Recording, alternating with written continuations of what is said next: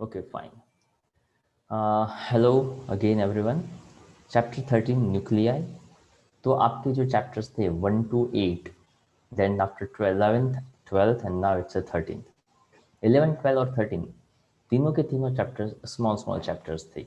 Okay, यहाँ पे nuclear जो चैप्टर है वो भी बहुत ही छोटा है और वो चैप्टर ऐसा है जहाँ पे आप कहीं ना कहीं पे ये पढ़ चुके हो. केमिस्ट्री के अंदर इसका जिक्र आप ऑलरेडी कर चुके हैं. अब इसको आप ध्यान से समझेंगे तो आपको सच में पता चलने लगेगा. यहाँ पे आगे के कुछ क्वेश्चंस बहुत ही बेसिक से आएंगे, तो ध्यान से सुनते जाइएगा.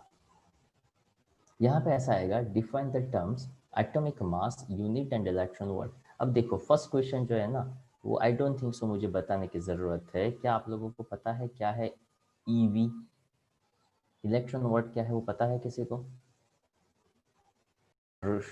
ऋषि बताइए, क्या कह रहे थे आप? इलेक्ट्रॉन वोल्ट, ईवी का मतलब क्या होता है भाई? एनर्जी होगा ना sir. Electron volt that is the energy, और इलेक्ट्रॉन वोल्ट का रिलेशन होता है 1.6 × 10⁻19 जूल.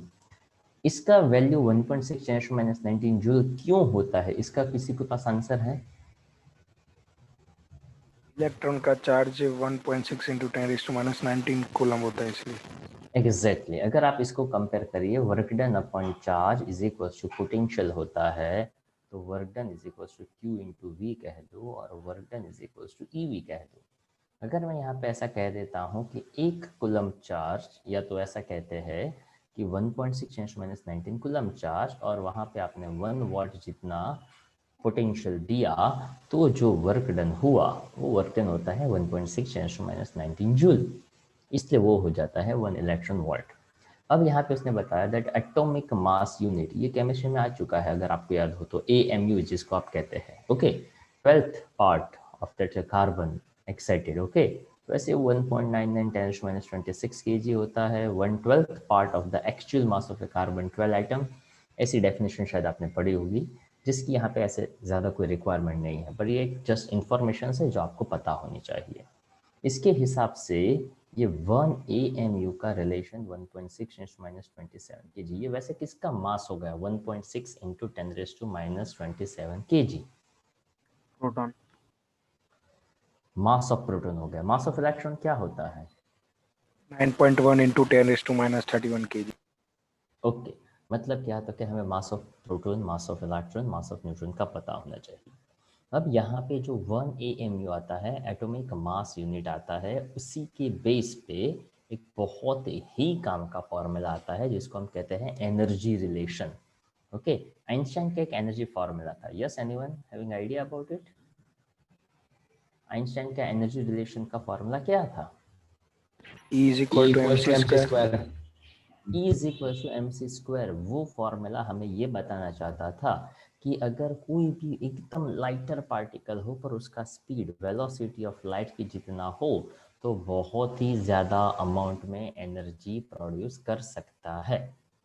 आई रिपीट कि अगर कोई बहुत ही छोटा सा पार्टिकल हो जिसका मास एकदम निग्लिजिबल हो, तो ऐसे मास को अगर आप बहुत ज़्यादा स्पीड देते हो, okay, which is equal to velocity of light, अगर आप उतनी स्पीड वहाँ पे देते हो तो वो बहुत ही ज़्यादा एनर्जी जनरेट कर सकता है.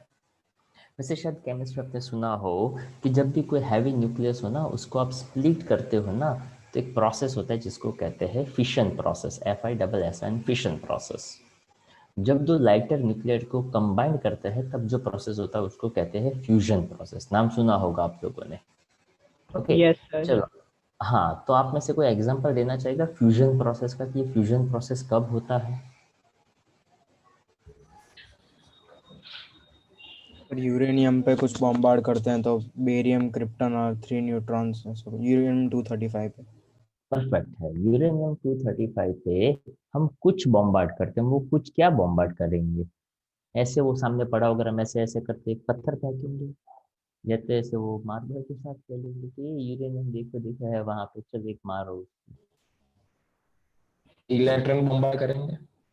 नहीं, तो उसको आप अच्छी तरह से ध्यान से सुनिएगा, बहुत मजेदार चीज है ये, कि यूरेनियम जो है सबसे पहले किसी के ऊपर भी कुछ भी बॉम्बार्ड कर सकते हैं, हाँ या ना? हाँ. नहीं. No sir. किसी के ऊपर कुछ भी हम बॉम्बार्ड नहीं कर सकते। ओके, फॉर एग्जाम्पल मैं चाहता हूँ कि शिखर जो है वो कोई बात को लेकर एकदम आग बबूला हो जाए, और अगर मैं उसको कहूँ कि देख यार उद्धव ठाकरे तेरे बारे में क्या कहता था, तो कहेगा क्या फेंक रहे हो। ओके, वो कहाँ मैं कहाँ। ओके, वो महाराष्ट्र में, गुजरात में, वो बहुत बड़े हैं, वो मेरे बारे में कहाँ कुछ कहेंगे भाई। ओके, और वो कहते भी है तो मैं नहीं उसको जानता ना वो मुझे जानते हैं, पर मैं अगर उसको कुछ ऐसा बताऊंगा जो उसके आजू बाजू से होगा, तो वो थोड़ा एक्साइटेड होगा, तो वो थोड़ा सा वो आग बबूला होगा, तब उसके अंदर वो एनर्जी जो है वो जनरेट होगा। तो मुझे उसी पॉइंट पे हीट करना चाहिए। हर कोई चाहते हैं, आपके पेरेंट्स, आपके फ्रेंड्स, कि आप पढ़े, तो पता है वो आपको किस बात के ऊपर हिट करते हैं? देख तेरा दोस्त कितना पढ़ रहा है, और किस ऐसे दोस्त का एग्जांपल देंगे ना जो हमारे काफी करीब होगा, और वही साला पढ़ाई में अच्छा होगा, हम उसी के बारे में एग्जांपल देंगे। हम उसको एग्जांपल ये लाकर दें कि नहीं मम्मी मेरे से वो दोस्त देखो जिससे मेरे मार्क्स कम आते, तो मम्मी वो एग्जांपल कभी देखेंगी ही नहीं। आपको कौन सा एग्जांपल दिखाया जाएगा? जिसके मार्क्स आपसे ज्यादा आते हो। ओके, या तो आपको इमोशनल किया जाएगा। ओके, मतलब क्या? देखिए इन जिन बातों के ऊपर आपके ऊपर फोकस करवाया जाता है, वैसे देखा जाए तो उसका कोई मास नहीं होता है। तो जिसका मास कम हो उसको यूज किया जाता है बॉम्बार्ड करने के लिए, वो होता है न्यूट्रॉन। ओके, किसके ऊपर? तो क्या किसी के ऊपर भी बॉम्बार्ड कर सकते थे कि नहीं? किसी के ऊपर बॉम्बार्ड नहीं कर सकते हैं। ओके, यूरेनियम जो होता है radio active material. Radio active material मतलब कैसा मटेरियल? तो कि जो अपने आप इंस्टेंटेनियस और स्पॉन्टेनियस कुछ ना कुछ एमिट करता रहे।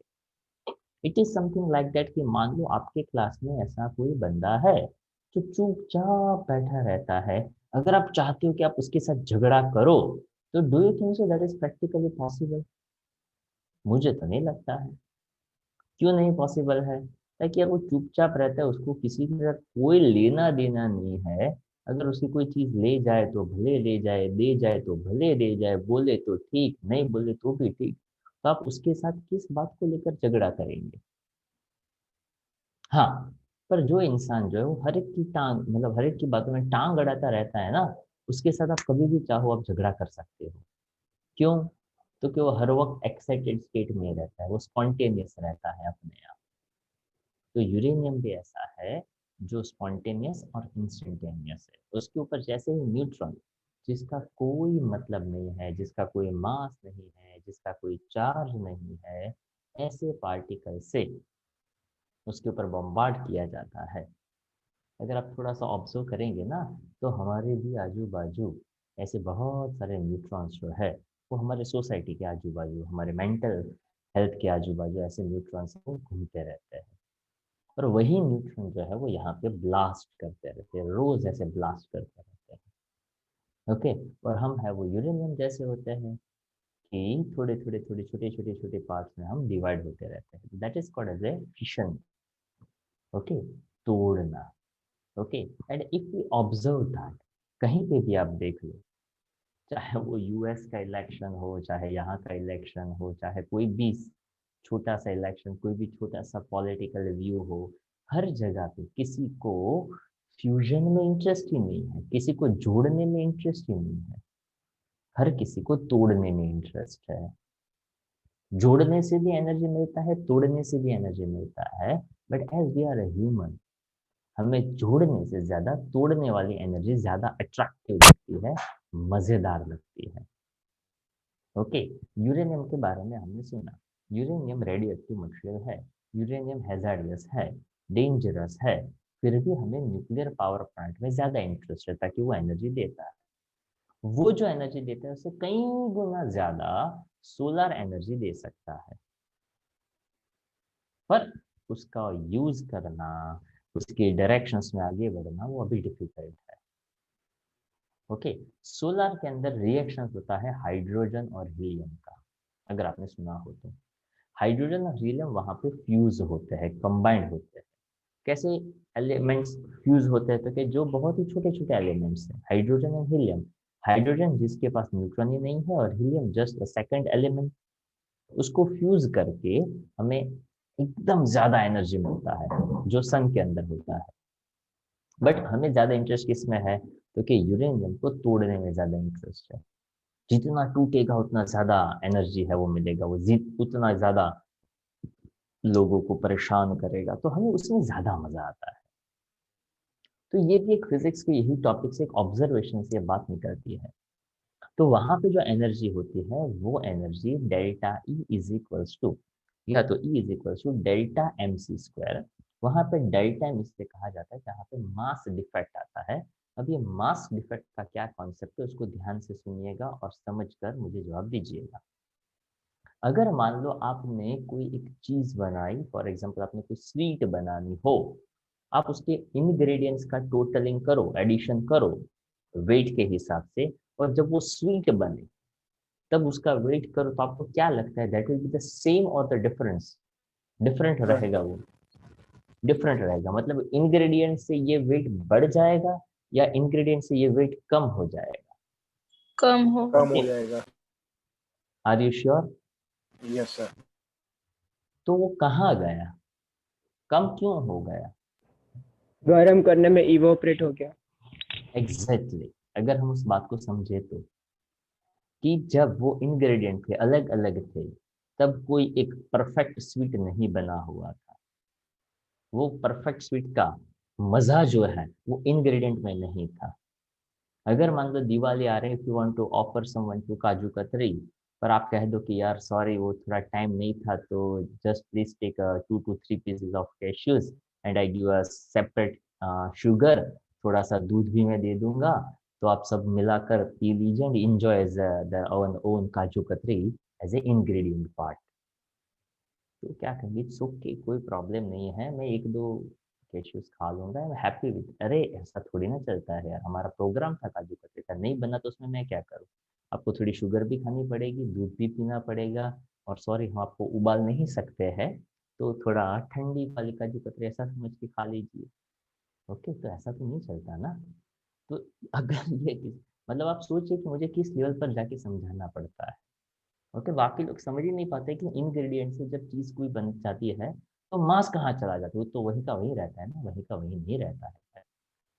ओके, अगर आप उस इंग्रेडिएंट को ग्राइंड करेंगे, जब ग्राइंड करेंगे तभी वो मिक्स होगा। मिक्स ऐसे ही नहीं होता है, उसके लिए थोड़ा गर्म भी तो करना पड़ता है। जब वो गर्म होगा तभी वो मिक्स होगा, जब वो मिक्स होगा तभी तो वो एक परफेक्ट फॉर्म में आएगा। मतलब उसको पकड़ कर रखने के लिए उसको हीट देना पड़ता है, जैसे वो हीट गेन करेगा वहां पे मास कम होगा। तो वो भी आपने पढ़ा हुआ है, endoergic I means endothermic and exothermic, याद हो तो ऐसा कुछ कुछ केमिस्ट्री में आता है। ओके, तो एक्सोथर्मिक एंड एंडोथर्मिक अगर आपको याद हो तो एक में हीट रिलीज करना, एक में हीट रिलीज होता है और एक में हीट देना पड़ता है। अगर वो कॉन्सेप्ट समझा, हो सकता है आपने केमिस्ट्री में अलग पॉइंट ऑफ व्यू से समझा हो, मेरा शायद यहाँ पे समझाने का पॉइंट ऑफ व्यू अलग हो, बट फिनोमिना तो फिनोमिना सेम ही होती है। ओके, तो डेल्टा एम हम E is equal to delta M C square क्यों कहते हैं? There is a mass difference. Mass का डिफरेंस जो होता है, वो मास का डिफरेंस जो क्रिएट होता है उसको हम कहते हैं मास डिफरेंस। तो उसके लिए यहाँ पे समझाने का ट्राई किया कि मास ऑफ इलेक्ट्रॉन 0.0055 AMU कह सकते हैं, अल्टीमेटली उसका मास 9.1 10⁻³ कीजिए जो हमें पता है। वैसे ये mass of electron, mass of proton की जो AMU वाली वैल्यूज है वो आप जब भी न्यूमेरिकल्स करेंगे तब आपको ऑलरेडी दिया जाएगा, तो उसका आपको टेंशन नहीं लेना है। वैसे आपको पता ही है मास ऑफ इलेक्ट्रॉन क्या है, मास ऑफ प्रोटॉन क्या है, मास ऑफ न्यूट्रॉन। ओके, यहाँ पे मुझे मास of proton plus mass of electron ऐसा दिया हुआ है, बट यहाँ पे जनरली ऐसा समझा जाता है कि मास ऑफ प्रोटॉन और mass of neutron almost same होता है। ओके, भले यहाँ पे लिखा है but it is generally consider as कि उन दोनों का वैल्यू सेम होता है। इलेक्ट्रॉन वोल्ट, जैसे हमने डिस्कस किया, the energy required by an electron volt is accelerated through a potential difference of 1 volt। मतलब एक इलेक्ट्रॉन को 1 वॉट के साथ अगर उसको एक्सेलरेट करेंगे और उसके लिए जो एनर्जी देना पड़ेगा उसको हम यहाँ पे कहते हैं 1 electron volt. It is a convenient unit of energy used commonly in atomic physics, and for example 13.6 जो previous chapter में देखा था, energy is needed to remove an electron from a hydrogen atom. Isolation वाला जो point हमने पढ़ा था, okay, कि आप 13.6 इलेक्ट्रॉन को जितना एनर्जी दे दो तो वो इलेक्ट्रॉन जो है वो उसकी आउटपुट ऑर्बिट से बाहर आ जाएगा। ज्यादातर किस्सों में ये यूनिट यूज होता है मिलियन इलेक्ट्रॉन वोल्ट, ओके।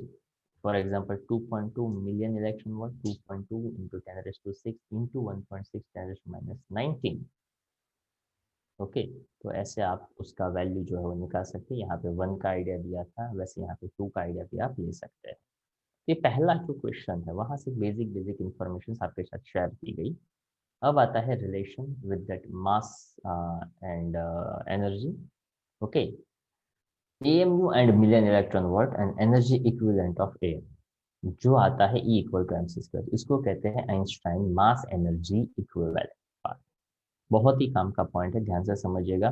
देखिए ज्यादातर किस्सों में हमें जो एनर्जी दिया जाएगा वो मिलियन इलेक्ट्रॉन वोल्ट में दिया जाएगा, जिसको हमें डायरेक्टली कन्वर्ट करना रहेगा, ठीक है। अब ये इस पॉइंट को समझिएगा। हाँ, एनर्जी है उसका यूनिट क्या होता है? जूल। मास का? Kilogram. C velocity of light का? मीटर/सेकंड। तो अब यहाँ पे देखिएगा, मास है 1.66 × 10⁻⁻27 kg, ये है 3.3 × 10⁸ मीटर/सेकंड, और उसके हिसाब से यहाँ पे जो एनर्जी डाली, ओके, ये जूल में कन्वर्ट किया, उस जूल को इलेक्ट्रॉन वोल्ट में कन्वर्ट करना था, तो यहाँ पे एनर्जी का टोटल वैल्यू हमें मिलता है 931 मिलियन इलेक्ट्रॉन वोल्ट। मतलब क्या? क्योंकि अब इस बात को अच्छी तरह से सुनिएगा, ध्यान से सुनिएगा, कि ज्यादातर किस्सों में जब भी हमें वैल्यू AMU में दिया होगा तो उस AMU में जो भी डेटा है 1.0075 या व्हाटएवर, तो ऐसी वैल्यू के साथ AMU को हटाकर उसके साथ 931 मिलियन इलेक्ट्रॉन वोल्ट ये सीधा सीधा मल्टीप्लाई करना रहेगा, तो ही हम न्यूमेरिकल्स को बहुत इजीली कर सकेंगे। वो जस्ट तो 1-2 न्यूमेरिकल्स देखेंगे तो पता चल जाएगा कि ये कैसे काम करता है, ओके। सेकंड पॉइंट जो है वो भी मजेदार है। हाउ इज, वैसे यहाँ पे न्यूक्लियस का साइज आएगा, न्यूक्लियर का रेडियस आएगा, बहुत सिंपल सी बात है, समझने का ट्राई करिएगा, थोड़े हम अलग तरीके से समझने का ट्राई करेंगे। How is the size of nucleus estimated? Nucleus का साइज क्या है, वो कैसे पता चला? Right the relation between the radius of a nucleus and its mass number. तो आपको पता होगा मास नंबर मतलब क्या होता है? Atomic mass. एटॉमिक मास होता है। और जेड को क्या कहते हैं आप? Atomic number. Atomic number, right. तो अब यहाँ पे हमने जब एटम के बारे में पढ़ा, या तो आपने पहले पढ़ा होगा न्यूक्लियस के बारे में पढ़ा होगा, तो हमने ऐसा मान लिया कि न्यूक्लियस जो है ना वो स्फीयर जैसा हो, ओके, स्फीयर जैसा हो। तो यहाँ पे कहा like an atom a nucleus is not a solid object, its surface is not a well defined boundary. पता नहीं था कि वो बहुत ही छोटा था, दिखने वाला तो था नहीं, but still we can assign size of the nucleus, मतलब हमने उसका साइज फिर भी हमने उसको डिफाइन करने का ट्राई किया। कैसे? तो कि same experiment, scattering experiment using a high energy probe such as a fast moving protons, neutrons or electrons. Nuclear sizes of different elements have been accurately measured. मतलब ये एक आइडिया दी है। अब ये कैसे काम करेगा तो फिर उसके बारे में हमें ज़्यादा नहीं पता है। यहाँ पे ये कौन सा एक्सपेरिमेंट किया गया तो वो भी हमें नहीं पता है, पर हमें उतना जरूर पता है कि अगर मान लो हमारे पास, जैसे चैप्टर 4 में पॉइंट पढ़ा था जिसको हम कहते हैं साइक्लोट्रॉन, ओके, तो साइक्लोट्रॉन जो है वो चार्ज पार्टिकल को एक्सेलरेट कर सकता है। हाँ, वैसे यहाँ पे आप सॉरी वैसे यहाँ पे आप देखो तो ऐसा लिखा हुआ है energy probe search as a fast moving protons, neutrons और इलेक्ट्रॉन्स। ज्यादातर किस्सों में प्रोटॉन और अल्फा पार्टिकल जो है वो लिया जा सकता है, ताकि प्रोटॉन और अल्फा पार्टिकल हैवियर पार्टिकल है। हैवियर पार्टिकल को एनर्जी ज्यादा इजीली दिया जा सकता है, उसका स्पीड भी ज्यादा हो सकता है। लाइटर पार्टिकल को एनर्जी देना बहुत डिफिकल्ट होता है, इट्स समथिंग लाइक दैट। कि कोई फास्ट बॉलर के हाथ में प्लास्टिक का बॉल दे दो, वो कितना भी भाग के आएगा तो बॉल को बहुत दूर तक नहीं थ्रो कर पाएगा, ताकि वो बॉल प्लास्टिक का है। ओके, ये उतना ही सिंपल है कि अगर आप प्रोटॉन को बॉम्बार्ड करेंगे और इलेक्ट्रॉन को बॉम्बार्ड करेंगे तो उसमें प्रोटॉन जो है वो ज़्यादा दूर तक जा सकता है, ताकि आप उसको इजीली वेलोसिटी जो है वो दे सकते हैं। अब यहाँ पे एक सिंपल सा बेसिक सा उसने एग्जांपल यहाँ पे बताया। एक्सपेरिमेंटल रिलेशन से ये पता चलता है कि 4/3 pi r cube is proportional to A for atomic mass. इसके हिसाब से रेडियस का रिलेशन निकालो तो radius is proportional to A raise to 1/3 होता है, जहाँ पे ए उसका एटॉमिक मास होता है। मतलब क्या, तो कि इसको आप एक बहुत सिंपल तरीके से सोच सकते हैं। फॉर एग्जांपल घर में 2 लोग रहते हैं, तो we can say that 1 BHK is a fine, 2 लोग ही है। अगर 2 से 3 है then we can also say that हाँ 1 BHK इज फाइन। पर अगर मान लो घर में 5 लोग हैं, at a some level we will manage कि 1 बेडरूम हॉल किचन चल जाएगा। ओके, पर अगर घर में 7 या 8 लोग हैं और अगर हमारा घर छोटा है, हम बोलते नहीं है बट वी फील दैट कि थोड़ा सा घर छोटा है, ताकि सब एडजस्ट नहीं हो पा रहा है। ओके, बहुत छोटी छोटी बातों में हमें डिफिकल्टीज आती है, ताकि हम घर में 7-8 लोग हैं। सो वी फील दैट कि घर थोड़ा सा बड़ा हो तो अच्छी बात है। ओके, हाँ, उसके बाद बात अलग हो जाती है जो 5 BHK बंगलोज, तो वहाँ पे ऐसा नहीं होता कि वो बंगलोज में रहते हैं, वहाँ पे 15-20 लोग रहते हैं। नो, दैट इज अबाउट और एंजॉयमेंट। ओके, वो तो एक अलग चीज हो जाती है। But I am just talking about कि एक सर्टेन लेवल तक न्यूक्लियस हो तो उसका रेडियस एक सर्टेन लेवल का होगा। वो रिलेशन यहाँ से मिलता है R proportional to A raise to 1/3। इसको समझिएगा, बहुत ही इंटरेस्टिंग पॉइंट बनेगा। अगर मान लो मैं ऐसा कहता हूँ कि A जो है वो मैंने लिया 8, एटॉमिक मास जिसका 8 हो, तो 8 का 1/3 कितना होता है? 2 2। अब 8 मैंने 9 लिया, 10 लिया, 11, 12, 13, 14, ऐसे करते करते करते करते करते मैं 27 तक पहुंचा। तो 27 का 1/3 क्या होता है? 3। 3 तो उसका मतलब ये हुआ कि एटॉमिक मास 8 से लेकर 27 तक आप जाओ तो रेडियस में कोई ज्यादा फर्क नहीं आया।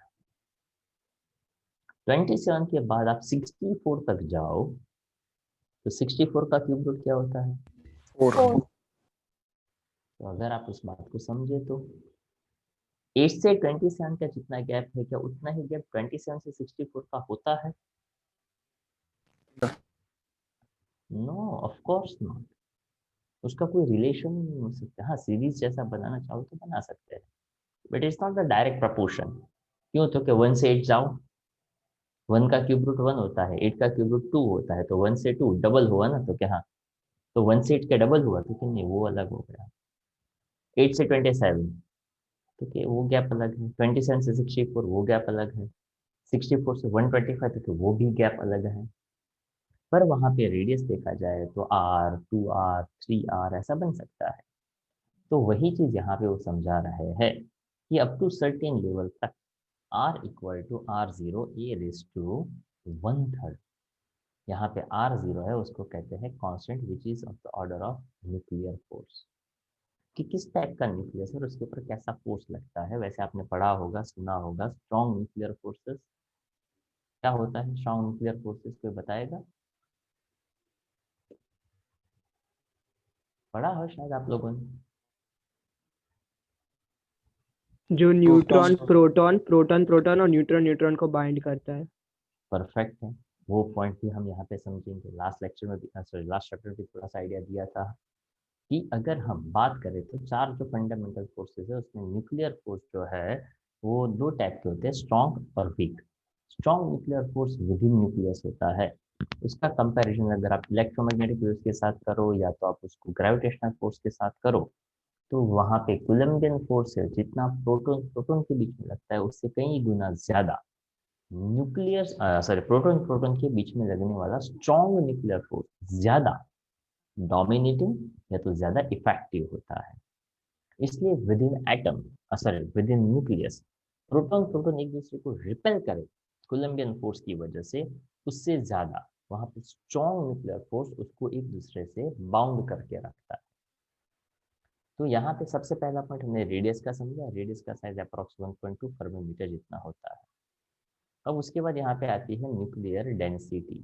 अब डेंसिटी का मतलब क्या होता है, तो कि डेंसिटी का हम सीधा सीधा मतलब निकालते हैं मास अपन वॉल्यूम। पर यहाँ पे एक छोटा सा कॉन्सेप्ट समझाने का ट्राई किया हुआ है कि अगर हम ऐसा समझिए, वैसे आपको पता ही होगा डेंसिटी जो है वो उसका फॉर्मूला है मास अपन वॉल्यूम। ओके, तो nuclear density mass of nucleus upon volume of nucleus. Mass of nucleus तो कि यहाँ पे स्मॉल एम लिया, कैसे स्मॉल एम लिया यहाँ पे देख लीजिए, A that is the mass number and R is the radius. If M is the average mass of nucleon, then mass of nucleus is small m into A. कैसे समझेंगे, ध्यान से सुनिएगा। वैसे न्यूक्लियन क्या होता है, कोई बताएगा?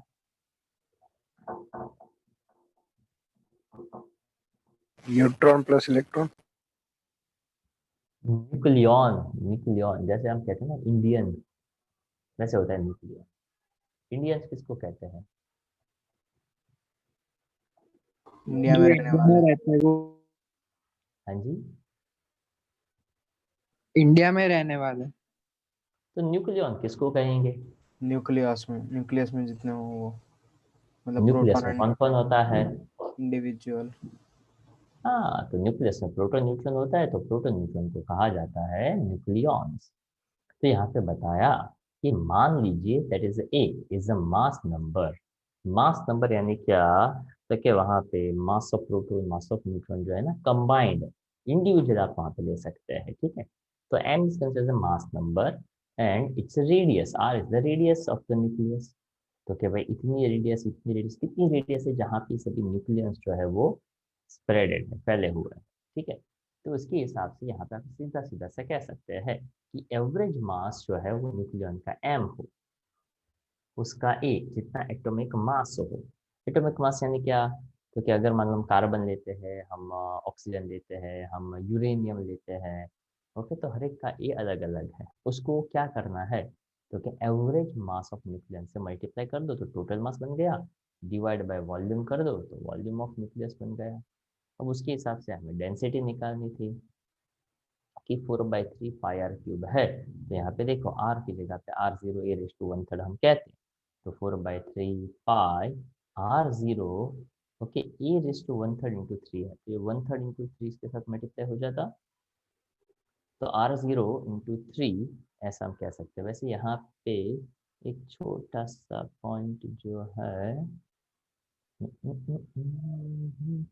ओके, ठीक है, चला लेंगे आप, ओके। वैसे समझ में आ ही जाए, ऐसा है कि R equal to R0 A raise to 1/3 था, राइट। तो यहाँ पे R0 का क्यूब हो गया और A 1/3 इंटू 3 था, इसलिए वो सिर्फ A बचा। So this is consider as a volume, this is consider as a mass, mass upon volume कर दो, तो आप देख सकते हो यहाँ से M A 4/3 pi R0 raise to 3 into A cancel, तो ये सिर्फ हमें एक डेंसिटी मिला। एम R0 का वैल्यू हमारे पास था, जैसे वैल्यू प्लेस किया तो ये एक डिफाइंड वैल्यू बन गई। Thus the nuclear mass density is of the order of this, okay, 10⁻17 kg पर metre cube. So it's very interesting, अगर आप थोड़ा सा दिमाग लगाओ तो this density is a very large as compared to the density of ordinary matter, say water. Water density 10⁻3 है, nuclear mass density देखो 10⁻17 kg पर मीटर क्यूब। अब इसको आप कैसे जस्टिफाई करेंगे? न्यूक्लियस का डेंसिटी इतना ज्यादा होता तो हमें न्यूक्लियस तो दिखता ना, तो हमें तो नहीं दिखता है। साइज बहुत छोटी है, 1 फर्मी जितनी।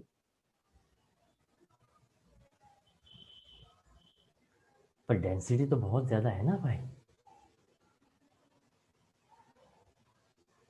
समझे मेरी बात को मैं क्या कह रहा हूँ?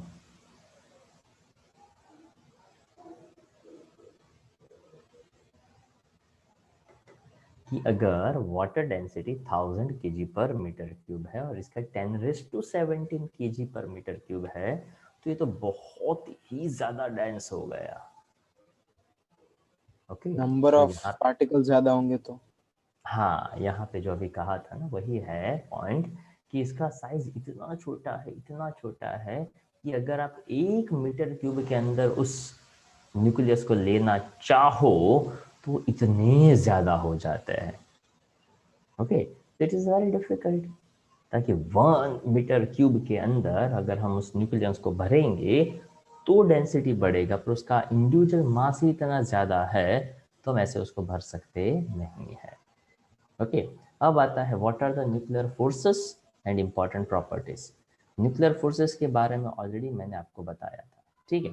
अब यहाँ पे ये जो पॉइंट है उसको हम थोड़ा शॉर्ट में डिस्कस करेंगे, और वैसे ये जो चैप्टर है उसको आप थोड़ा सा केमिस्ट्री के साथ रिलेट करिएगा, आपको उसमें ज़्यादा पता चलेगा, ज़्यादा मज़ा भी आएगा, ताकि ये कहीं ना कहीं पे आप पढ़ चुके हैं।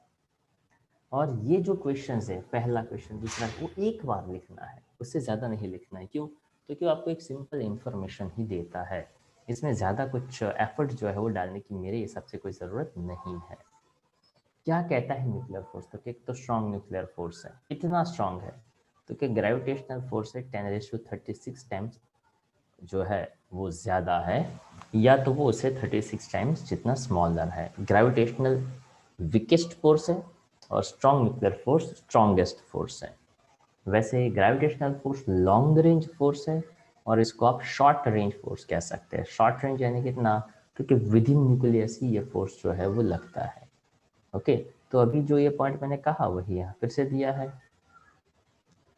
It's about strongest interaction Fg, Fe और Fn। Fg का मतलब gravitational force, electric force and nuclear force. 1:36, 10⁻36 into 10⁻38। कौन किससे कितना ज़्यादा स्ट्रॉन्ग है या तो कौन किसे कितना वीकर है वो यहाँ से पता चलेगा।